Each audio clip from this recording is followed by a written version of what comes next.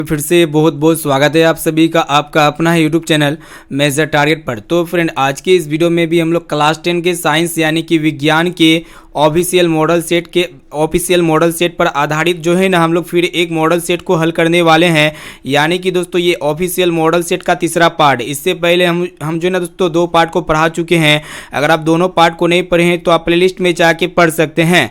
अगर आप ये सभी प्रश्न को अच्छी तरीके से पढ़ लेते हैं ना तो आपके बोर्ड एग्जाम में वस्तुनिष्ठ प्रश्न से एक भी प्रश्न नहीं छूटेगा। सारा का सारा प्रश्न जो है ना दोस्तों इसी मॉडल सेट से आएगा। ठीक है, तो यहाँ पे जो इंटरनेट वाला मॉडल पेपर है ना तो वही मॉडल पेपर को आज हम हल करेंगे। ठीक है, तो ये मॉडल पेपर काफी इंपॉर्टेंट है। मॉडल पेपर को बिल्कुल शुरू से लेकर आखिरी तक जरूर पढ़िएगा, क्योंकि इस मॉडल पेपर में जो भी प्रश्न सम्मिलित है ना सभी प्रश्न आपके बोर्ड एग्जाम में 2023 के एग्जाम में 100% लड़ने वाला प्रश्न है। ठीक है, तो इसलिए एक एक क्वेश्चन को अच्छी तरीके से ध्यानपूर्वक पढ़ते हुए जाना है और आप ज्यादा से ज्यादा कोशिश कीजिएगा एक एक क्वेश्चन का आंसर जो है ना आप हमें लाइव चैट में या फिर कमेंट सेक्शन में जाके कमेंट्स कीजिएगा। इससे हमको ये पता चलेगा कि आपका तैयारी अच्छी तरीके से चल रही है। और दोस्तों जो भी विद्यार्थी अभी तक हमारे व्हाट्सएप ग्रुप में नहीं जुड़े हैं तो आप मेरा फटाफट से व्हाट्सएप नंबर को सेव कीजिए। मेरा व्हाट्सएप नंबर है 6206076569। इस नंबर को सेव कीजिए। आप बोलिए कि सर हमें व्हाट्सएप ग्रुप में जोड़ दीजिए तो हम जो है ना आपको व्हाट्सएप ग्रुप में जोड़ देंगे। ठीक है, ये क्लास काफ़ी इंपॉर्टेंट है।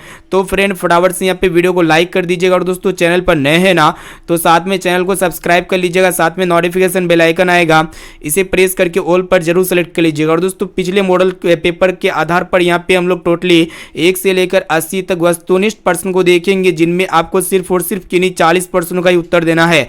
तो यहाँ पे सभी प्रश्नों का उत्तर हम एक एक क्वेश्चन जो है ना दोस्तों बहुत ही बारीकी तरीके से यहाँ पे समझाने का कोशिश करेंगे और एक एक क्वेश्चन काफी इंपॉर्टेंट। और आपका जो इंटरनेट वाला मॉडल पेपर ना वहाँ पे आंसर शीट गलत दिया गया। ठीक है, कुछ कुछ ऐसे क्वेश्चन है जो आपको आंसर गलत मिलेगा, लेकिन यहाँ पे 100% सही और सटीक आंसर बताते हुए चलेंगे। ठीक है, तो चलिए दोस्तों फटाफट से क्लास को लाइक कर दीजिए। तो चलिए शुरू करते हैं यहाँ पे आज के पहले नंबर प्रश्न से।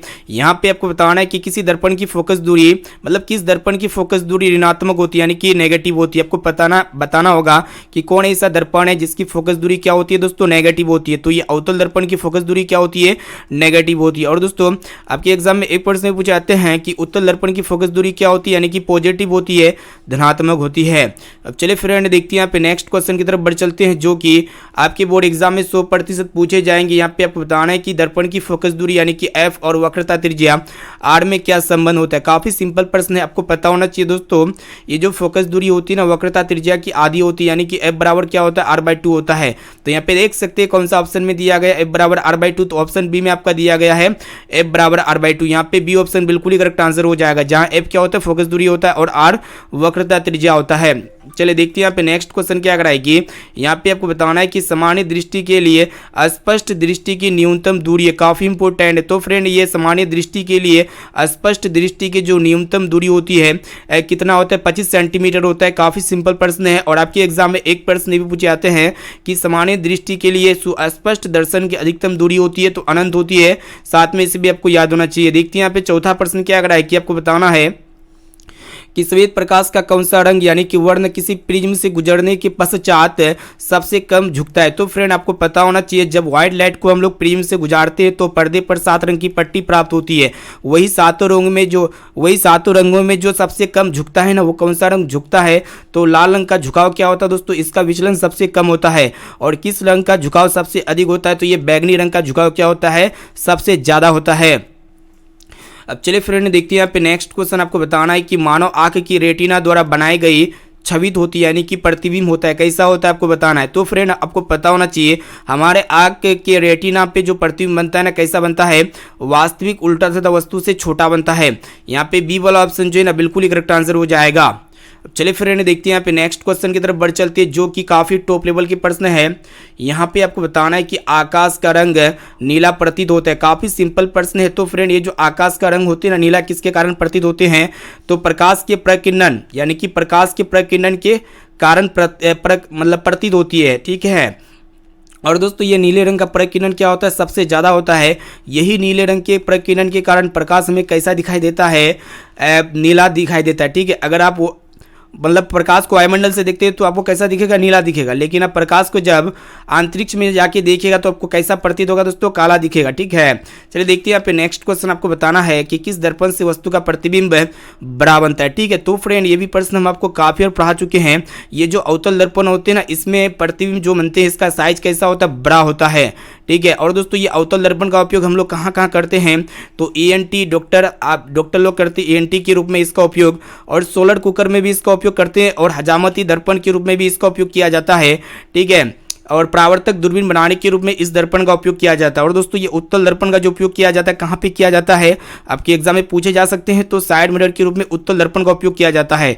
और दोस्तों ये जो समतल दर्पण होते हैं ना, इसका उपयोग हम लोग कहाँ पे करते हैं, घरों में करते हैं अपने चेहरे देखने के लिए। देखते हैं यहाँ पे नेक्स्ट क्वेश्चन क्या कराएगी।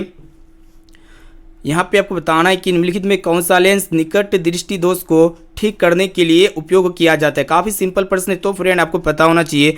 ये जो अवतल लेंस होते हैं ना, इसका उपयोग हम लोग कहाँ पे करते हैं, निकट दृष्टि दोष को संशोधित करने के लिए इसका उपयोग किया जाता है। ठीक है, और दोस्तों जो भी व्यक्ति दूर दृष्टि दोष से पीड़ित होता है ना, तो उस व्यक्ति को उत्तल लेंस से बने चश्मे का उपयोग किया जाता है। यानी कि यहाँ पे सी वाला ऑप्शन जो है ना, बिल्कुल ही करेक्ट आंसर हो जाएगा। अब चलिए फ्रेंड देखते हैं यहाँ पे नेक्स्ट क्वेश्चन की तरफ बढ़ चलते हैं, जो कि बहुत इंपॉर्टेंट है। यहाँ पे आपको बताना है कि निम्नलिखित में से कौन उपकरण विद्युत धारा की उपस्थिति को दर्शाता है। ठीक है, तो फ्रेंड उपस्थिति को कौन दर्शाता है इलेक्ट्रिक करंट का, तो गैल्वेनोमीटर का काम क्या होता है, विद्युत धारा की उपस्थिति को दर्शाना। यहाँ पे ए ऑप्शन जो है ना, बिल्कुल ही करेक्ट आंसर हो जाएगा। और दोस्तों आपके एग्जाम में एक प्रश्न ये पूछे जाते हैं कि कौन ऐसा डिवाइस है जिससे विभवांतर मापा जाता है, तो आपका वोल्ट मीटर होता है। और इलेक्ट्रिक करंट किससे मापा जाता है, तो एमीटर से मापा जाता है। ठीक है, और दोस्तों ये जनरेटर का काम क्या होता है, विद्युत धारा उत्पन्न करती है। चलिए देखते हैं यहाँ पे नेक्स्ट क्वेश्चन क्या कराएगी। यहाँ पे आपको बताना है कि दाएं हाथ के अंगूठे के नियम को किसने प्रतिपादित किया था। काफी इंपॉर्टेंट प्रश्न है, तो फ्रेंड दाएं हाथ का जो अंगूठा का जो नियम है ना, किसने प्रतिपादित किया था, तो फ्लेमिंग ने प्रतिपादित किया था। इसे आपको याद होना चाहिए, मोस्ट इंपॉर्टेंट प्रश्न आपके एग्जाम के लिए। यहाँ पे बी वाला ऑप्शन जो है ना, बिल्कुल ही करेक्ट आंसर हो जाएगा। चलिए फ्रेंड देखते हैं यहाँ पे अगला प्रश्न क्या कराएगी। विभवांतर का ऐसा ही मात्रक होता है, काफी इंपॉर्टेंट है, तो फ्रेंड जो विभवांतर का ऐसा मात्रक होता है क्या होता है, वोल्ट होता है। इसे आपको याद होना चाहिए। और दोस्तों वोल्ट को हम लोग कैपिटल V के द्वारा दिखाते हैं। और दोस्तों विद्युत धारा का ऐसे मतलब क्या होता है, एम्पियर होता है, और एम्पियर को हम लोग ए के द्वारा दिखाते हैं। और प्रतिरोध का ऐसे मतलब क्या होता है, ओम होता है। और दोस्तों विद्युत आवेश का जो ऐसा मात्रक होता है ना, कूलम होता है। चलिए देखते हैं यहाँ पे नेक्स्ट क्वेश्चन आपको बताना है कि निम्नलिखित में किस संयोजन द्वारा प्रतिरोध का मान बढ़ता है। तो फ्रेंड अगर आप प्रतिरोधों को श्रेणी क्रम में संयोजित करते हैं तो प्रतिरोधों का मान क्या होगा दोस्तों, बढ़ेगा। जैसा कि देख सकते हैं R को हम लोग कुछ इस प्रकार संयोजित करेंगे, जैसे कि R बराबर R1 plus R2 plus R3। यानी कि इसमें क्या होगा कि जितने प्रतिरोध दीजिएगा ना, तो वैसे ही प्रतिरोधों का मान बढ़ते जाएगा। लेकिन समांतर क्रम संयोजन में ऐसा नहीं होता है। ठीक है, इसका जस्ट ऑपोजिट होता है, इसमें घटता है तो इसमें बढ़ता है श्रेणी क्रम में। यहाँ पे ए वाला ऑप्शन जो है ना, बिल्कुल ही करेक्ट आंसर हो जाएगा। अब चलिए फ्रेंड देखते हैं यहाँ पे नेक्स्ट क्वेश्चन की तरफ बढ़ चलते हैं, जो कि बहुत इंपॉर्टेंट है। तो फ्रेंड यहाँ पे आपको बताना है कि चुंबकीय बल रेखा की प्रकृति होती है, यानी कि नेचर बताना है। चुंबकीय बल रेखा की प्रकृति कैसा होता है दोस्तों, काल्पनिक यानी कि वर्चुअल होती है। यहाँ पे ए वाला ऑप्शन जो है ना, बिल्कुल ही करेक्ट आंसर हो जाएगा। देखते हैं यहाँ पे नेक्स्ट क्वेश्चन की तरफ बढ़ चलती है, जो कि बहुत इंपॉर्टेंट है। आप ज़्यादा से ज़्यादा कोशिश कीजिएगा, एक एक क्वेश्चन का आंसर जो है ना, आप हमें फटाफट से कमेंट जरूर कीजिएगा। ठीक है, चलिए देखते हैं यहाँ पे नेक्स्ट क्वेश्चन आपको बताना है कि 1 किलोवाट घंटा किसके बराबर होता है। ठीक है, तो फ्रेंड ये जो 1 किलोवाट घंटा होते हैं ना, ये किसके बराबर होते हैं, वही आपको बताना है। ठीक है, तो फ्रेंड 1 किलोवाट घंटा किसके बराबर होते हैं, तो जल्दी से लाइव चैट में कमेंट कीजिएगा। तो कितने होते हैं दोस्तों, 3.6 गुना 10 के पावर 6 जूल होते हैं। ठीक है, 36 लाख जूल के बराबर होते हैं 1 किलोवाट घंटा। यानी कि यहाँ पे सी वाला ऑप्शन जो है ना, बिल्कुल ही करेक्ट आंसर हो जाएगा। देखते हैं यहाँ पे नेक्स्ट क्वेश्चन 15 नंबर प्रश्न, जो कि आपके बोर्ड एग्जाम में 100% ये भी प्रश्न जो है ना पूछे ही जाएंगे। यहाँ पे आपको बताना है कि नवीकरणीय ऊर्जा का स्रोत क्या है। काफ़ी इंपॉर्टेंट है, तो फ्रेंड नवीकरणीय ऊर्जा स्रोत क्या होते हैं, जो कभी भी समाप्त नहीं होगा। ठीक है, जैसे कि जो सोलर एनर्जी होते हैं, ये क्या होते हैं, नवीकरणीय ऊर्जा का स्रोत होते हैं। ठीक है, ये कभी भी समाप्त नहीं होगी, यानी कि पृथ्वी के समाप्त होने के साथ ये समाप्त होगी। और इनके साथ साथ जो नाभिकीय ऊर्जा होते हैं, कोयले से प्राप्त ऊर्जा होते हैं, और प्राकृतिक गैस से प्राप्त ऊर्जा होते हैं, ये तीनों कभी ना कभी समाप्त होगी। इसीलिए तीनों यह एक प्रकार का अनवीकरणीय स्रोत है। चलिए देखते हैं यहाँ पे नेक्स्ट क्वेश्चन आपको बताना है कि कौन सा लेंस है अपसारी लेंस भी कहा जाता है। मोस्ट इंपॉर्टेंट है, तो फ्रेंड आपको पता होना चाहिए, उत्तल लेंस जो होते हैं ना, इसको हम लोग अपसारी लेंस कहते हैं, क्योंकि ये प्रकाश किरणों को छितरा देती है चारों तरफ। और दोस्तों आपके एग्जाम में एक प्रश्न नहीं पूछे आते कि किसे अभिसारी लेंस कहा जाता है, तो फ्रेंड अभी सारी लेंस जो है ना किसे हम लोग कहेंगे, आप जल्दी से फटाफट से कमेंट कीजिएगा। तो अवतल लेंस को हम लोग क्या कहते हैं, अभी सारी लेंस के भी नाम से जानते हैं। अब चलिए फ्रेंड देखते हैं यहाँ पे नेक्स्ट क्वेश्चन को देखिएगा, जो कि आपके बोर्ड एग्जाम के लिए बहुत इंपॉर्टेंट है। यहाँ पे आपको बताना है कि प्रकाश का प्राथमिक वर्ण कौन है। तो फ्रेंड यहाँ पे आप लोग याद रखिएगा, प्रकाश का जो प्राइमरी कलर है क्या क्या है, जैसे कि लाल हो गया, नीला हो गया, हरा हो गया, ये सभी कलर क्या है, प्राथमिक वर्ण है प्रकाश का। इसीलिए यहाँ पे डी ऑप्शन जो है ना बिल्कुल ही करेक्ट आंसर हो जाएगा। देखते हैं यहाँ पे अगला प्रश्न क्या करा है कि यहाँ पे आपको बताना है कि निम्नलिखित में कौन नेत्र का रंगीन भाग होता है। तो फ्रेंड यहाँ पे कलरफुल पार्ट बताना है। नेत्र का जो रंगीन भाग होता है ना, कौन सा भाग होता है, आइरिस होता है। काफी सिंपल प्रश्न है, यहाँ पे डी वाला ऑप्शन बिल्कुल ही ऐसे ही उत्तर हो जाएगा। चलिए फ्रेंड देखते हैं यहाँ पे नेक्स्ट क्वेश्चन। यहाँ पे आपको बताना है कि 1 HP जिसको हम लोग क्या कहते हैं, हॉर्स पावर कहते हैं या फिर अश्व शक्ति के नाम से भी जानते हैं। तो ये 1 HP जो बराबर होते हैं ना दोस्तों, कितने वाट के बराबर होते हैं, 746 वाट के बराबर होते हैं, 746 वाट। और दोस्तों ये वाट किसका ऐसे यूनिट होते हैं, तो विद्युत शक्ति का ऐसा मतलब क्या होते हैं, वाट होते हैं। चलिए देखते हैं यहाँ पे नेक्स्ट क्वेश्चन। यहाँ पे आपको बताना है कि विशालक शीशा जिसको हम लोग क्या कहेंगे दोस्तों, मैग्नीफाइंग ग्लास होता है। तो फ्रेंड ये जो विशालक शीशा होते हैं यानी कि मैग्नीफाइंग जो ग्लास होते हैं ना, ये उत्तल लेंस का बना होता है। यहाँ पे बी ऑप्शन जो है ना बिल्कुल ही सही उत्तर हो जाएगा। चलिए दोस्तों देखते हैं यहाँ पे नेक्स्ट क्वेश्चन की तरफ बढ़ चलती है, जो कि बहुत इंपॉर्टेंट है। यहाँ पे आपको बताना है कि जब किसी चालक तार से विद्युत धारा प्रवाहित होती है तो गतिशील कण होते हैं, ठीक है। यानी कि जब भी कोई कंडक्टर से हम लोग इलेक्ट्रिक करंट का प्रवाह करते हैं तो उसमें जो गतिशील कण होते हैं वो कौन सा कण होते हैं दोस्तों, इलेक्ट्रॉन होते हैं। यहाँ पे डी वाला ऑप्शन जो है ना बिल्कुल ही करेक्ट आंसर हो जाएगा। देखते हैं यहाँ पे नेक्स्ट क्वेश्चन क्या कराए कि यहाँ पे आपको बताना है कि एम्पियर घंटा मात्रक है। तो फ्रेंड जो एम्पियर घंटा मात्रक होते हैं ना, किसका होते हैं, विद्युत आवेश का ऐसे मात्रक होते हैं। यहाँ पे बी ऑप्शन जो है ना इसका सही उत्तर हो जाएगा। देखते हैं यहाँ पे नेक्स्ट क्वेश्चन। यहाँ पे आपको बताना है कि निम्नलिखित में से कौन सा मात्रक वाट के बराबर होता है। तो फ्रेंड ये वाट जो होते हैं ना किसके बराबर होते हैं, तो जूल प्रति सेकेंड के बराबर होते हैं, ठीक है। यानी कि यहाँ पे ए वाला ऑप्शन जो है ना बिल्कुल ही सही उत्तर हो जाएगा। देखते हैं यहाँ पे नेक्स्ट क्वेश्चन। यहाँ पे आपको बताना है कि विद्युत धारा का मात्रक क्या होता है। काफी सिंपल प्रश्न है दोस्तों। इलेक्ट्रिक करंट का जो ऐसा यूनिट होता है क्या होता है, एम्पियर होता है। काफी सिंपल प्रश्न है, यहाँ पे ए वाला ऑप्शन जो है ना इसका सही उत्तर हो जाएगा, ठीक है। चलिए दोस्तों देखते हैं यहाँ पे नेक्स्ट क्वेश्चन। जो पुराने विद्यार्थी है ना, तो वो एक एक क्वेश्चन का आंसर यहाँ पे इजीली जो है ना बता सकते हैं, ठीक है। जो विद्यार्थी हमसे पढ़े हुए हैं वो काफ़ी इजी तरीके से ये सभी क्वेश्चंस का आंसर इजीली दे सकते हैं, ठीक है। इसलिए क्लास को बिल्कुल शुरू से लेकर आखिरी तक जरूर कीजिएगा। और दोस्तों जो भी विद्यार्थी अभी तक इस वीडियो को लाइक नहीं किया ना, तो जल्दी से फटाफट से वीडियो को लाइक कर दीजिएगा। और दोस्तों चैनल पर नए हैं ना, तो आप लोग चैनल को सब्सक्राइब नहीं करते, तो जल्दी से फटाफट से भी चैनल को सब्सक्राइब कर लीजिएगा। और दोस्तों फटाफट यहाँ पे क्लास को लाइक कर दीजिए। देखते हैं यहाँ पे नेक्स्ट क्वेश्चन, जो कि बहुत इंपॉर्टेंट है। यहाँ पे आपको बताना है कि ग्लोबल वार्मिंग के लिए उत्तरदायी गैस है। काफ़ी इंपॉर्टेंट है। तो फ्रेंड है ये जो ग्लोबल वार्मिंग के लिए जो उत्तरदायी गैस होते हैं ना दोस्तों, CO2 गैस होते हैं, यानी कि कार्बन डाइऑक्साइड गैस होते हैं। और दोस्तों ये कार्बन डाइऑक्साइड गैस जो पृथ्वी पर कितने प्रतिशत पाई जाती है, तो 0.03% पाई जाती है। चलिए दोस्तों देखते हैं यहाँ पे नेक्स्ट क्वेश्चन। आपको बताना है कि शरीर के भोजन का पचना किस प्रकार की अभिक्रिया है। काफी इंपॉर्टेंट है। तो फ्रेंड शरीर में जो भोजन का पचना होते हैं ना, यह एक प्रकार का उपचयन रासायनिक अभिक्रिया होते हैं। यहाँ पे ए वाला ऑप्शन जो है ना सही उत्तर हो जाएगा। देखते हैं यहाँ पे नेक्स्ट क्वेश्चन, जो कि बहुत इंपॉर्टेंट है। यहाँ पे आपको बताना है कि कली चूना पर जब जल डाला जाता है तो अभिक्रिया होती है, ठीक है। यानी कि जब भी हम लोग कली चूना पर क्या करते हैं दोस्तों, जल डालते हैं, और जो रिएक्शन होता है ना, इसमें क्या होता है, उष्मा का उत्सर्जन होता है। तो फ्रेंड जिसमें उष्मा निकलेगी, उष्मा का उत्सर्जन होगी, तो वह एक प्रकार का उष्मा क्षेपी अभिक्रिया होगा। यहाँ पे ए वाला ऑप्शन इसका सही उत्तर हो जाएगा। देखते हैं यहाँ पे नेक्स्ट क्वेश्चन, जो कि आपकी बोर्ड एग्जाम में 100% पूछे जाएंगे। यहाँ पे आपको बताना है कि निम्नलिखित में कौन सबसे अधिक अभिक्रियाशील है, ठीक है। तो यहाँ पे कॉपर है, Hg यानी कि पारा, या फिर Ag अर्जेंटम, या फिर Au ओरम। तो यहाँ पे जो सबसे अधिक अभिक्रियाशील कौन सा एलिमेंट होता है, तो कॉपर होते हैं। यहाँ पे ए वाला ऑप्शन जो है ना बिल्कुल ही करेक्ट आंसर हो जाएगा। अब चलिए फ्रेंड देखते हैं यहाँ पे नेक्स्ट क्वेश्चन, जो कि काफ़ी इंपॉर्टेंट है। यहाँ पे आप बताना है कि चूना जल का रासायनिक सूत्र होता है, यानी कि केमिकल फॉर्मूला बताना है चूना जल का। तो इसका रासायनिक सूत्र क्या होता है, CaOH होता है, यानी कि कैल्शियम हाइड्रोक्साइड होता है। अब चलिए फ्रेंड देखते हैं यहाँ पे नेक्स्ट क्वेश्चन की तरफ बढ़ चलते हैं, जो कि आपके बोर्ड एग्जाम के लिए बहुत इंपॉर्टेंट है। यहाँ पे आपको बताना है कि कोई विलयन लाल लिटमस पत्र को क्या कर देता है दोस्तों, नीला कर देता है। तो उसका pH मान कितना होना चाहिए, तो फटाफट से बताइए। आपको पता होना तो दोस्तों, आपको हम बार बार बताए हैं, जो क्षार का काम क्या होता है, ये लाल लिटमस पत्र को नीला कर देता है।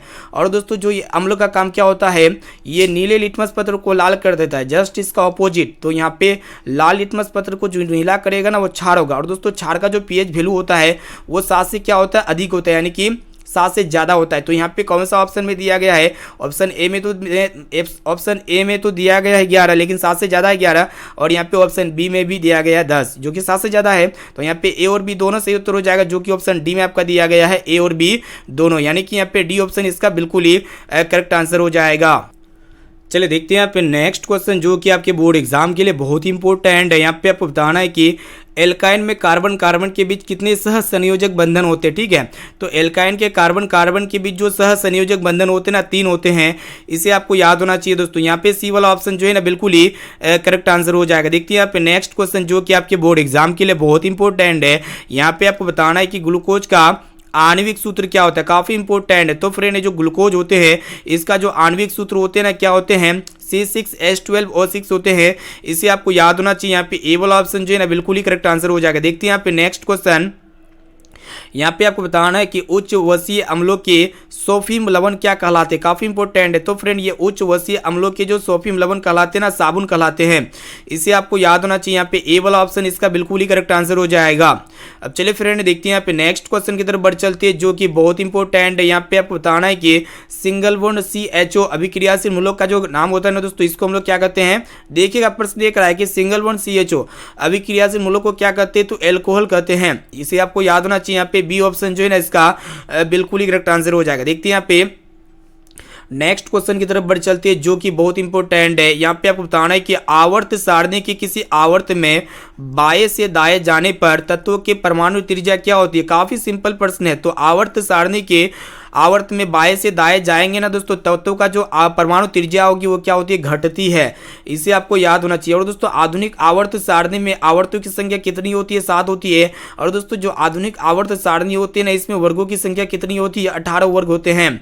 चलिए देखते हैं यहाँ पे नेक्स्ट क्वेश्चन। यहाँ पे आपको बताना है कि निम्नांकित तत्वों को उनके अधातु गुण के अनुसार बढ़ते क्रम में सजाइए। तो यहाँ पे लिथियम है, उसके बाद यहाँ पे ऑक्सीजन है, कार्बन है, बेरिलियम है, फ्लोरीन है।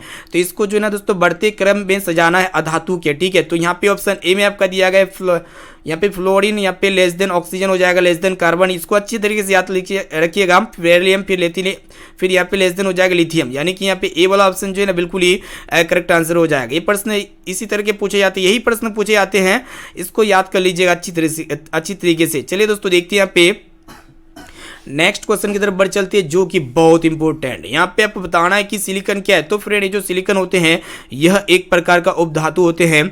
इसे आपको याद होना चाहिए। यहाँ पे सी ऑप्शन इसका जो है ना बिल्कुल ही सही उत्तर हो जाएगा। देखते हैं यहाँ पे नेक्स्ट क्वेश्चन की तरफ बढ़ चलते हैं। तो फ्रेंड यहाँ पे देखिएगा, ये तो प्रश्न पढ़ाई दिए। इसके बाद देखिए नेक्स्ट क्वेश्चन ये कराए कि निम्नांकित में कौन विद्युत का धनात्मक तत्व, यानी कि यहाँ पे इलेक्ट्रिक करंट का जो पॉजिटिव एलिमेंट है कौन है, सोडियम है। क्योंकि सोडियम में क्या होता है दोस्तों, Na+ होते हैं और इसमें माइनस होते हैं, इसमें भी माइनस होते हैं, इसमें भी माइनस होते हैं। धनात्मक आयन किस में होते हैं, सोडियम में होते हैं। चलिए देखते हैं यहाँ पे नेक्स्ट क्वेश्चन। यहाँ पे आपको बताना है कि टेढ़ी बांध का निर्माण किस प्रदेश में किया गया था, काफी इंपॉर्टेंट है। तो फ्रेंड ये जो टेढ़ी बांध का जो निर्माण किया गया था ना, उत्तराखंड प्रदेश में किया गया था। इसे आपको याद होना चाहिए। यहाँ पे बी ऑप्शन जो है ना इसका सही उत्तर हो जाएगा। देखते हैं यहाँ पे अगला प्रश्न ये कराया कि आपको बताना है कि निम्नांकित में किस धातु को केरोसिन तेल में डुबो कर रखते हैं, काफी इंपॉर्टेंट है। तो फ्रेंड आपको पता होना चाहिए, तो ये जो सोडियम एलिमेंट होते हैं इसको हम लोग क्या करते हैं, केरोसिन तेल में डुबो कर रख देते हैं। यहाँ पे बी वाला ऑप्शन जो है ना बिल्कुल ही करेक्ट आंसर हो जाएगा, क्योंकि ये वायु से रिएक्ट करके ये जल जाती है ऑटोमेटिकली, इसीलिए इसको हम लोग क्या करते हैं, केरोसिन तेल में इसको डुबा कर रखते हैं। अब चलिए फ्रेंड देखते हैं यहाँ पे नेक्स्ट क्वेश्चन को देखिएगा, जो कि आपके बोर्ड एग्जाम के लिए बहुत इंपॉर्टेंट है। यहाँ पे आपको बताना है कि अपमार्जक से बनाए जाते हैं। तो फ्रेंड फटाफट से बताइए कि अपमार्जक से क्या बनाए जाते हैं, तो सर्फ एक्सेल बनाए जाते हैं। क्या बनाए जाते हैं, सर्फ एक्सेल। यहाँ पे ए ऑप्शन जो है ना बिल्कुल ही सही उत्तर हो जाएगा। देखते हैं यहाँ पे नेक्स्ट क्वेश्चन, जो कि बहुत इंपॉर्टेंट है। यहाँ पे आपको बताना है कि सौर सेल में किसका उपयोग होता है, काफी इंपॉर्टेंट है। तो फटाफट से बताइए दोस्तों, जो सौर सेल होते हैं इसमें किसका उपयोग किया जाता है, तो सिलिकॉन का उपयोग किया जाता है। यहाँ पे बी ऑप्शन इसका बिल्कुल ही सही उत्तर हो जाएगा। देखते हैं यहाँ पे नेक्स्ट क्वेश्चन, आपको बताना है कि निम्नलिखित में से किसका उपयोग जो है ना खाना बनाने वाले ईंधन के रूप में नहीं किया जाता है, काफी इंपॉर्टेंट है। तो फ्रेंड आपको पता होना चाहिए, एलपीजी का उपयोग हम लोग खाना बनाने वाले ईंधन के रूप में करते, बायोगैस का उपयोग करते, कोयला का उपयोग करते, लेकिन ये सीएनजी का उपयोग हम लोग खाना बनाने वाले ईंधन के रूप में नहीं करते। इसका उपयोग हम लोग कहाँ पे करते दोस्तों, जो भारी वाहन होते हैं ना उसके ईंधन के रूप में इसका उपयोग करते हैं। और आपके एग्जाम में एक प्रश्न पूछे जाते हैं कि सीएनजी का फुल फॉर्म क्या होते हैं। अगर आपको पता है तो जल्दी से जाइए कमेंट सेक्शन में फटाफट से बताइए कि सीएनजी का विस्तार क्या होता है। और यहाँ पे एलपीजी का विस्तार आपको पता है तो जल्दी से आप हमें कमेंट करके बता सकते हैं, ठीक है। चलिए फ्रेंड देखते हैं यहाँ पे नेक्स्ट क्वेश्चन की तरफ बढ़ चलते हैं। यहाँ पे आपको बताना है कि यहाँ पे क्या है दोस्तों 2Cu plus O2 tense to 2Cu। कहने का अर्थ है यहाँ पे कॉपर जो ना ऑक्सीजन के साथ रिएक्ट करके कॉपर ऑक्साइड बनाते हैं। तो इसमें क्या हो रहा है दोस्तों, कॉपर का ऑक्सीकरण हो रहा है, मतलब ये इसमें कॉपर जो है ऑक्सीजन के साथ जुड़ रहा है, जिसमें ऑक्सीजन का योग हो तो उसको हम लोग क्या कहते हैं, ऑक्सीकरण कहते हैं। इसीलिए यहाँ पे ए वाला ऑप्शन जो है ना बिल्कुल ही करेक्ट आंसर हो जाएगा। देखते हैं यहाँ पे अगला प्रश्न ये करा है कि आपको बताना है कि निम्नलिखित में कौन सा समीकरण संतुलित नहीं है, यानी कि बैलेंस नहीं है। तो यहाँ पे आपको बारी बारी से सभी समीकरण को यहाँ पे सभी ऑप्शन को चेक करना है, चेकआउट करना है, उसके बाद आपको पता चल जाएगा कि कौन सा समीकरण दोस्तों संतुलित है। अगर आप ऑप्शन ए को देखते हैं तो यहाँ पे हाइड्रोजन के साथ 2 परमाणु है और यहाँ पे क्लोरीन के साथ भी 2 परमाणु, लेकिन यहाँ पे हाइड्रोजन के साथ इसके साथ 2 परमाणु है और क्लोरीन के साथ भी 2 परमाणु, यानी कि ये बैलेंस है। इसी तरह यहाँ पे COD को भी चेक कर लेते हैं, उसके बाद यहाँ पे बी को चेक करेंगे तो यहाँ पे हाइड्रोजन के साथ 2 दूना 4 परमाणु हो जाएगा और यहाँ पे ऑक्सीजन के साथ प्रति कारक में कितना परमाणु है दोस्तों, 2 परमाणु, कितना है 2 है। और इसी तरह यहाँ पे प्रति कारक में देखिएगा अभी कारक में तो यहाँ पे हाइड्रोजन के साथ 2 परमाणु हो जाएगा और यहाँ पे ऑक्सीजन के साथ 2। तो कहने का अर्थ है प्रतिफल और प्रति कारक में परमाणु की संख्या बराबर है। जब बराबर होगा तो वो एक प्रकार का वो समीकरण क्या होगा दोस्तों, संतुलित होगा। इसी तरह यहाँ इसको भी चेक कर लीजिए, जब यहाँ पे चलिए चेक कर लेते हैं। यहाँ पे क्या है दोस्तों, पोटेशियम 2 है, के यानी कि मतलब पोटेशियम 2 है और यहाँ पे क्लोरीन 2 है और यहाँ पे ऑक्सीजन 6। तो इसी तरह प्रतिफल में जब इसको देखिएगा तो यहाँ पे क्लोरीन 2 हो जाएगा और यहाँ पे पोटेशियम 2 और यहाँ पे क्लोरीन 2, तो इधर भी 2 और इधर भी 2 और यहाँ पे ऑक्सीजन कितना है दोस्तों, 6। तो ये ACD ये तीनों संतुलित है, लेकिन ये ऑप्शन बी जो है दोस्तों इसको आप चेक कीजिएगा तो ये संतुलित नहीं है, ये एक प्रकार का असंतुलित रासायनिक समीकरण है। यहाँ पे बी ऑप्शन इसका बिल्कुल ही करेक्ट आंसर हो जाएगा। देखते हैं यहाँ पे नेक्स्ट क्वेश्चन की तरफ बढ़ चलते हैं, जो कि आपके बोर्ड एग्जाम के लिए बहुत ही इंपॉर्टेंट है। यहाँ पे आपको बताना है कि उदासीन विलयन का pH मान बताना है, ठीक है। तो फ्रेंड उदासीन विलयन का जो pH मान होते हैं ना कितने होते हैं, 7 होते हैं, इसे आपको याद होना चाहिए। यहाँ पे ए ऑप्शन बिल्कुल ही सही उत्तर हो जाएगा। देखते हैं यहाँ पे नेक्स्ट क्वेश्चन आपको बताना है कि निम्नलिखित में कौन दुर्बल अम्ल है। कहने का अर्थ है कि वीक एसिड इसमें आपको पहचान है, तो CH3COOH यह एक प्रकार का दुर्बल अम्ल है। यहाँ पे सी वाला ऑप्शन बिल्कुल ही करेक्ट आंसर हो जाएगा। देखते हैं यहाँ पे नेक्स्ट क्वेश्चन, यहाँ पे आपको बताना है कि क्रायोलाइट अयस्क है। तो फ्रेंड ये जो क्रायोलाइट अयस्क है ना किसका, एल्यूमिनियम का है, इसीलिए यहाँ पे डी ऑप्शन बिल्कुल ही सही उत्तर हो जाएगा। देखते हैं यहाँ पे नेक्स्ट क्वेश्चन आपको बताना है कि पोटेशियम की परमाणु संख्या है। तो फ्रेंड ये जो पोटेशियम होते हैं इसका जो एटॉमिक नंबर है ना कितना है, 19 से इसे आपको याद होना चाहिए। यहाँ पे सी ऑप्शन जो है ना इसका बिल्कुल ही करेक्ट आंसर हो जाएगा। अब चलिए फ्रेंड देखते हैं यहाँ पे नेक्स्ट क्वेश्चन की तरफ बढ़ चलते हैं। यहाँ पे आपको बताना है कि फॉर्मिक अम्ल का आयुपेग नाम क्या होता है। काफी इंपॉर्टेंट है, तो फटाफट से लाइव चैट में कमेंट कीजिए दोस्तों। जो फॉर्मिक अम्ल होते हैं इसका जो आयुपेसी नाम होता है ना क्या होता है, मेथनोइक अम्ल होता है। यहाँ पे ए ऑप्शन बिल्कुल ही सही उत्तर हो जाएगा। देखते हैं यहाँ पे नेक्स्ट क्वेश्चन आपको बताना है कि इथाइल अल्कोहल का अनुसूत्र क्या होता है। काफी सिंपल है, तो फटाफट से बताइए। इथाइल अल्कोहल का जो अनुसूत्र होता है दोस्तों C2H5OH होते हैं, इसे आपको याद होना चाहिए। यहाँ पे सी ऑप्शन बिल्कुल ही करेक्ट आंसर हो जाएगा। देखते हैं यहाँ पे नेक्स्ट क्वेश्चन, यहाँ पे आपको बताना है कि एल्काइन कौन है, ठीक है। तो फटाफट से लाइव चैट में कमेंट कीजिए दोस्तों, एल्काइन कौन है। तो यहाँ पे जो एल्काइन होगा ना दोस्तों C2H2 हो जाएगा, जो कि यहाँ पे ए ऑप्शन में दिया गया है। यहाँ पे ए वाला ऑप्शन जो है ना बिल्कुल ही करेक्ट आंसर हो जाएगा। देखते हैं यहाँ पे नेक्स्ट क्वेश्चन की तरफ बढ़ चलते हैं, जो कि काफी सिंपल है। यहाँ पे आपको बताना है कि चीनी का रासायनिक सूत्र है। तो फ्रेंड चीनी का जो यानी कि शुगर का जो केमिकल फॉर्मूला होता है क्या होता है, C/H/SO11 होता है, जो कि यहाँ पे ऑप्शन बी में आपका दिया गया है। इसलिए यहाँ पे बी वाला ऑप्शन जो है ना बिल्कुल ही करेक्ट आंसर हो जाएगा। देखते हैं यहाँ पे नेक्स्ट क्वेश्चन की तरफ बढ़ चलते हैं, जो कि बहुत इंपॉर्टेंट है। यहाँ पे आपको बताना है कि एसिटिलीन में कार्बन कार्बन के बीच सह संयोजक बंधन की संख्या कितनी है। फटाफट से लाइव चैट में कमेंट कीजिए दोस्तों।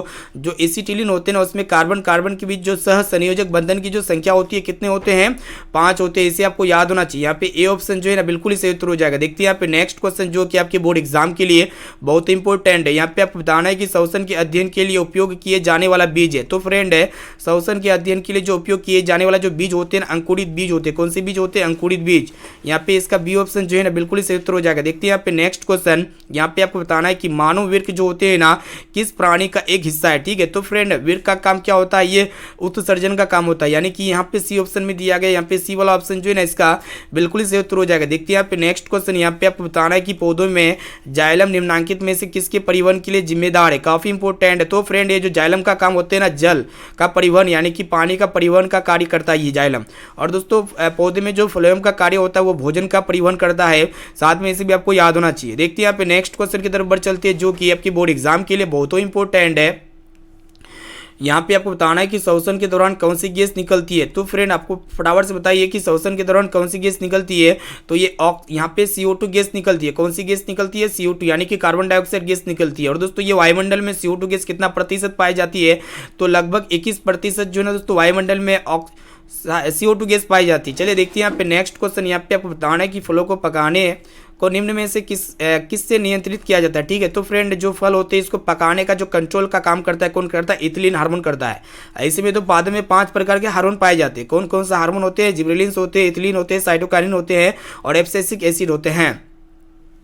अब चलिए फ्रेंड देखते हैं यहाँ पे नेक्स्ट क्वेश्चन को देखिएगा जो कि आपके बोर्ड एग्जाम के लिए बहुत इंपॉर्टेंट है। यहाँ पे आपको बताना है कि न्यूरॉन का वो हिस्सा जहाँ जानकारी हासिल की जाती है उसे हम लोग क्या कहते हैं। तो फटाफट से बताइए कि न्यूरॉन का वो हिस्सा जहाँ पे जानकारी हासिल की जाती है उसको हम लोग क्या कहेंगे दोस्तों, डेंड्राइट करेंगे, सॉरी डेंड्राइट कहेंगे। क्या कहेंगे, डेंड्राइट। यहाँ पे ए वाला ऑप्शन जो है ना बिल्कुल ही सही उत्तर हो जाएगा। देखते हैं यहाँ पे अगला प्रश्न की तरफ बढ़ चलते हैं जो कि बहुत इंपॉर्टेंट है, सिंपल प्रश्न है। यहाँ पे आपको बताना है कि निम्नलिखित में कौन आपातकाल हार्मोन है। आपातकाल यानी कि इमरजेंसी यहाँ पे हार्मोन आपको बताना है। ठीक है, तो फ्रेंड यहाँ पे जो आपातकाल हार्मोन हो जाएगा ना, क्या हो जाएगा, कौन सा हार्मोन होना चाहिए, यहाँ पे एड्रीनालिन होना चाहिए। यहाँ पे ए ऑप्शन जो है ना इसका सही उत्तर हो जाएगा, होगा यहाँ पे ऑप्शन ए।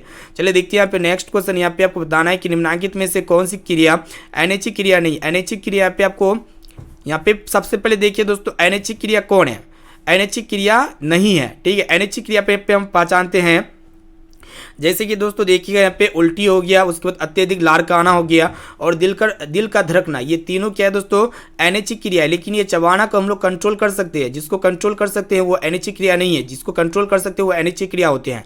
जैसे कि उल्टी, अत्यधिक लार आना और हृदय का धड़कना, ये सबको कंट्रोल नहीं कर सकते हैं, लेकिन चबाना को हम लोग इजिली कंट्रोल कर सकते हैं। ये एक प्रकार का अनैच्छिक क्रिया नहीं है। चलिए देखते हैं यहाँ पे नेक्स्ट क्वेश्चन की तरफ बढ़ चलते हैं जो कि आपके बोर्ड एग्जाम के लिए बहुत इंपॉर्टेंट है। यहाँ पे आपको बताना है कि मानव में गर्भकाल की अवधि कितनी होती है। तो यहाँ पे दिनों में बताना है। तो ऐसे में जो मानव में गर्भकाल का जो अवधि होता है दोस्तों, गर्भ की अवधि कितना होता है, 9 महीना होता है। और 9 को आप यहाँ पे कैलकुलेट कर दीजिए, गुना कर दीजिए 30 से, तो कितना हो जाएगा दोस्तों, 9 या 27 यानी कि 270 दिन हो जाएगा, जो कि यहाँ पे ए ऑप्शन में दिया गया है। यहाँ पे ए ऑप्शन बिल्कुल ही सही उत्तर हो जाएगा। देखते हैं यहाँ पे नेक्स्ट क्वेश्चन। यहाँ पे आपको बताना है कि गंगा एक्शन प्लान कब शुरू हुआ था, काफी इंपॉर्टेंट है। तो फ्रेंड है ये जो गंगा एक्शन जो प्लान शुरू हुआ था ना, कब हुआ था, तो फटाफट से लाइव चैट में आप हमें कमेंट कीजिए।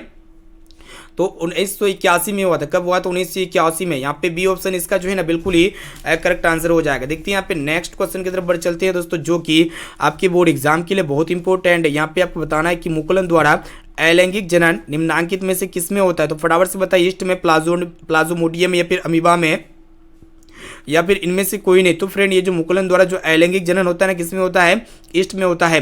यहाँ पे ए ऑप्शन जो है ना बिल्कुल ही करेक्ट आंसर हो जाएगा। देखते हैं यहाँ पे अगला प्रश्न क्या करा है कि आपको बताना है कि निम्न में से कौन सी बीमारी श्वसन तंत्र से संबंधित नहीं है। ठीक है, तो फ्रेंड यहाँ पे कौन सी ऐसी बीमारी है जो श्वसन तंत्र से संबंधित नहीं है। तो फ्रेंड यहाँ पे देखिएगा, यहाँ पे अगर देखिएगा तो टीबी हो गया, टीबी और यहाँ पे निमोनिया, ये दोनों जो ना दोस्तों श्वसन तंत्र से संबंधित बीमारी है। लेकिन यहाँ पे जो डायरिया है ये श्वसन तंत्र से संबंधित बीमारी नहीं है। यहाँ पे डी ऑप्शन बिल्कुल ही करेक्ट आंसर हो जाएगा, बी और सी दोनों। चलिए देखते हैं यहाँ पे नेक्स्ट क्वेश्चन की तरफ बढ़ चलते हैं जो कि बहुत इंपॉर्टेंट है। यहाँ पे आपको बताना है कि मनुष्य और अन्य मांसाहारी जीव जो होते हैं ना, निम्नलिखित में से किसका पाचन नहीं कर पाते। देखिएगा दोस्तों, मनुष्य और मांसाहारी जीव किसका पाचन नहीं कर पाते हैं। यहाँ पे प्रोटीन का पाचन तो कर पाते हैं हम लोग, प्रोटीन का पाचन कर लेते हैं इजीली, वसा का भी पाचन कर लेते हैं। सेलुलोज का पाचन नहीं कर पाइएगा, घास वगैरह खा लीजिएगा तो उसका पाचन होगा, नहीं होगा। ठीक है, इसीलिए यह एक प्रकार का ऑप्शन बी बिल्कुल ही सही उत्तर हो जाएगा। मनुष्य और जो अन्य मांसाहारी जीव होते हैं ये सेलुलोज का पाचन नहीं कर पाता। ठीक है, लेकिन प्रोटीन वसा का पाचन कर पाता है। देखते हैं यहाँ पे नेक्स्ट क्वेश्चन। यहाँ पे आपको बताना है कि ब्रेन हेमरेज का मुख्य कारण है। तो फ्रेंड ये जो ब्रेन हेमरेज होते हैं किसके कारण से होते हैं, हाइपरटेंशन से होते हैं। यहाँ पे सी ऑप्शन बिल्कुल ही सही उत्तर हो जाएगा। देखते हैं यहाँ पे नेक्स्ट क्वेश्चन जो कि बहुत इंपॉर्टेंट है। यहाँ पे आपको बताना है कि निम्न में से परजीवी पादप का उदाहरण क्या है। तो फ्रेंड यहाँ पे जो परजीवी पादप होगा ना, क्या होगा, बैक्टीरिया, कस्कूटा, विषाणु या फिर कवक। तो फटाफट से लाइव चैट में कमेंट कीजिएगा। ये जो हो जाएगा ना दोस्तों कस्कूटा हो जाएगा, जो कि यहाँ पे बी ऑप्शन में दिया गया है, इसीलिए यहाँ पे बी वाला ऑप्शन जो है ना बिल्कुल ही करेक्ट आंसर हो जाएगा। देखते हैं यहाँ पे नेक्स्ट क्वेश्चन जो कि बहुत इंपॉर्टेंट है। यहाँ पे आपको बताना है कि हृदय से रक्त को संपूर्ण शरीर में पंप किया जाता है, यानी कि किसके द्वारा पंप करता है दोस्तों, पूरे शरीर को जो रक्त पंप करता है किसके द्वारा करता है, निलय के द्वारा करता है। इसे आपको याद होना चाहिए। यहाँ पे बी ऑप्शन जो है ना बिल्कुल ही करेक्ट आंसर हो जाएगा। और दोस्तों मनुष्य का जो श्वसन अंग होते हैं क्या होते हैं, फेफड़ा होते हैं, इसे आपको याद होना चाहिए। देखते हैं यहाँ पे अगला प्रश्न की तरफ बढ़ चलते हैं जो कि बहुत इंपॉर्टेंट है। यहाँ पे आपको बताना दोस्तों कि हाइड्रा में अलैंगिक जनन की विधि है। तो फटाफट से लाइव चैट में कमेंट कीजिएगा, जो हाइड्रा में जो अलैंगिक जनन की जो विधि है ना दोस्तों वो क्या है, वही आपको बताना। ठीक है, तो यहाँ पे देखिएगा इसका जो करेक्ट आंसर हो जाएगा मुकुलन हो जाएगा, यानी कि हाइड्रा जो अलैंगिक जनन के द्वारा विधि करता है मुकुलन के द्वारा करता है। यहाँ पे ए ऑप्शन बिल्कुल सही उत्तर हो जाएगा। देखते हैं यहाँ पे अगला प्रश्न क्या कर रहा है कि आपको बताना है कि जनन संचारित रोग कौन है। ठीक है, तो फ्रेंड यहाँ पे जो जनन संचारित रोग हो जाएगा क्या हो जाएगा वही आपको बताना है। ठीक है,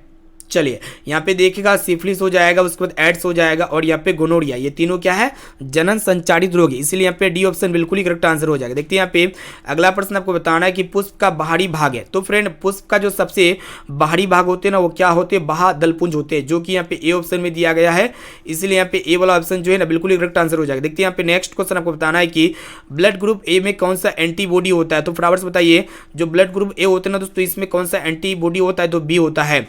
यहाँ पे बी वाला ऑप्शन जो है ना बिल्कुल ही करेक्ट आंसर हो जाएगा। देखते हैं यहाँ पे यहाँ पे सी वाला ऑप्शन बिल्कुल सही उत्तर हो जाएगा कि ब्लड ग्रुप में ए जो होते हैं कौन सा एंटीबॉडी होता है, तो बी होता है। चलिए देखते हैं यहाँ पे नेक्स्ट क्वेश्चन की तरफ बढ़ चलते हैं जो कि बहुत इंपॉर्टेंट है। यहाँ पे आपको बताना है कि रक्त में ग्लूकोज की मात्रा जो होती है ना निम्नलिखित में से कौन नियंत्रित नहीं कर पाते। फटाफट से बताइए जो ग्लूकोज में जो रक्त की मात्रा होते हैं दोस्तों वो कंट्रोल कौन नहीं कर पाता है। सबसे पहले देखिएगा इंसुलिन तो कंट्रोल कर लेता है, उसके बाद ग्लूकागन भी कंट्रोल कर लेता है और गैस्ट्रिन भी कर लेता है, लेकिन ये जो सोमेटोस्टेटिन होता है ये कंट्रोल नहीं कर पाता, यानी कि यहाँ पे डी वाला ऑप्शन जो है ना बिल्कुल ही करेक्ट आंसर हो जाएगा। देखते हैं यहाँ पे अगला प्रश्न क्या कराया कि आपको बताना है कि पादप वृद्धि हार्मोन है। तो फ्रेंड है यहाँ पे जो पादप में वृद्धि हार्मोन हो जाएगा जिबरेलिन्स हो जाएगा, यहाँ पे ए ऑप्शन जो है ना बिल्कुल ही करेक्ट आंसर हो जाएगा। देखते हैं यहाँ पे नेक्स्ट क्वेश्चन आपको बताना है कि हार्मोन स्रावित होता है। तो फ्रेंड ये जो हार्मोन स्रावित होता है ना किससे होता है आपको बताना है। ठीक है, तो अंतःस्रावी ग्रंथि से होता है, यहाँ पे ए ऑप्शन इसका सही उत्तर हो जाएगा। देखते हैं यहाँ पे नेक्स्ट क्वेश्चन जो कि आपके बोर्ड एग्जाम के लिए बहुत इंपॉर्टेंट है। यहाँ पे आपको बताना है कि मनुष्य की मुख गुहा में कितने जोड़े लाल ग्रंथियाँ पाई जाती है। काफी सिंपल है, तो मनुष्य की मुख गुहा में दोस्तों 3 जोड़े लाल ग्रंथियाँ पाई जाती है, यहाँ पे सी ऑप्शन इसका सही उत्तर हो जाएगा। अब चलिए फ्रेंड देखते हैं यहाँ पे नेक्स्ट क्वेश्चन की तरफ बढ़ चलते हैं। देखिएगा प्रश्न ये कराया कि आपको बताना है कि एंड्रोजन है। तो फ्रेंड ये जो एंड्रोजन है यह एक प्रकार का मेल हार्मोन होते हैं, यहाँ पे ए ऑप्शन बिल्कुल ही सही उत्तर हो जाएगा। अब चलिए फ्रेंड देखते हैं यहाँ पे आज का लास्ट और अंतिम प्रश्न जो कि आपके बोर्ड एग्जाम के लिए बहुत इंपॉर्टेंट है। यहाँ पे आपको बताना है कि मटर को अपने प्रयोगों के लिए किसने चुना था। काफी सिंपल प्रश्न है। तो फ्रेंड है मटर को जो अपने प्रयोगों के लिए जो चुना था ना किसने चुना था, तो ये ग्रेगर जॉन मेंडल जी ने चुना था। इसे आपको याद होना चाहिए, यहाँ पे ए ऑप्शन इसका सही उत्तर हो जाएगा। ठीक है, तो फ्रेंड यहाँ पे जो है ना फाइनली क्लास 10 के साइंस जो ऑफिशियल मॉडल सेट पर आधारित हम लोग इंटरनेट वाला मॉडल पेपर को हल कर चुके हैं। ठीक है, इसमें भी हम लोग 80 क्वेश्चंस को बताए और ये 80 क्वेश्चंस ऐसे इंपॉर्टेंट प्रश्न है जो आपके बोर्ड एग्जाम में 100% लड़ेगा ही लड़ेगा। इसलिए जो ना दोस्तों एक एक क्वेश्चन को अच्छी तरीके से याद कर लीजिए। और दोस्तों जो भी क्वेश्चन अगर आपको याद ना हो तो इसका पीडीएफ जो है ना हम अपने वेबसाइट पर डाल देंगे, वहाँ से पीडीएफ को ईजिली डाउनलोड करके आप क्वेश्चन को पढ़ सकते हैं या फिर वीडियो को फिर दोबारा देख लीजिए, आपको सारा क्वेश्चन जो ना दोस्तों चुटकियों में याद हो जाएगा। ठीक है, और यहाँ पे जो भी विद्यार्थी हमारे व्हाट्सएप ग्रुप में नहीं जुड़े तो फटाफट से व्हाट्सएप नंबर ले लीजिए। मेरा व्हाट्सएप नंबर है 6206076569। इस नंबर को सेव कीजिए। आप बोलिए सर हमें व्हाट्सएप ग्रुप में जोड़ दीजिए, तो हम जो है ना आपको व्हाट्सएप ग्रुप में जोड़ देंगे। और दोस्तों जो भी विद्यार्थी अभी तक इस वीडियो को लाइक नहीं किए तो जल्दी से फटाफट से वीडियो को लाइक कर दीजिएगा। और दोस्तों चैनल पर नए हैं तो यहाँ पे चैनल को सब्सक्राइब कर लीजिएगा, साथ में नोटिफिकेशन बेल आइकन आएगा, इसे प्रेस करके ऑल पर जरूर सेलेक्ट कीजिएगा। ठीक है, तो फिर मिलते हैं यहाँ पे अगले क्लास में। अभी के लिए इतना है दोस्तों, थैंक यू, वंदे मातरम।